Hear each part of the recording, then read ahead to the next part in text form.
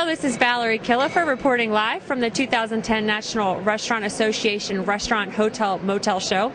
With me is Dan Probert from Country Natural Beef and Tom Grebb from Central Bean Company. Today we're going to talk a little bit about the trend of farm to fork, and Dan, you're going to kind of discuss with us the trend from farm to fork and how that's really exploded in the past 2 years. Yes, there's been a growing trend that's intensified the last couple of years that people really want to know where their food comes from. And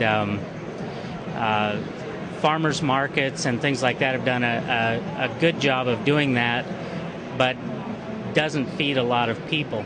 Country Natural Beef took a different path and said, through a cooperative structure of small family ranches, we could join together, create economies of scale, feed more people, but yet give that connection of who grew that product right on to the consumer. And so we're a co-op of about 100 ranches, each one of those ranches will adopt one of our outlets, one of an operator's place of business, so there's a connection to that consumer right to the ranch. We're very proud of that. Our ranches are open for people to visit. We have third-party hands, arm's length audits that certify the things that we do, and we're proud of the product that we end up handing to the consumer.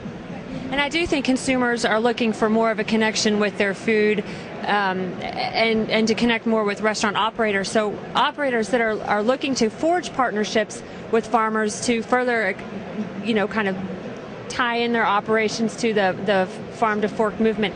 How can operators partner with farmers such as yourself? One operation that we've done through our farming operation, Haricot Farms, is to work with the Food Alliance, and which has some certain standards that relate to the soil, in particular, and protecting the soil, protecting the environment through wildlife habitat measures, these kinds of things that not only allowed us to do a better job of farming, but gave us a reward in a sense to be able to market our products because of that and do that. For farmers wanting to get into that type of thing, looking at those methods, and then it gives them another opportunity to market in a different fashion and market something that's different than what the mainstream conventional tillage farming does. And we also discussed briefly about how operators sometimes are afraid to reach out and to make that call. So, what would you tell them if they're thinking about it and just can't get themselves to take the next step?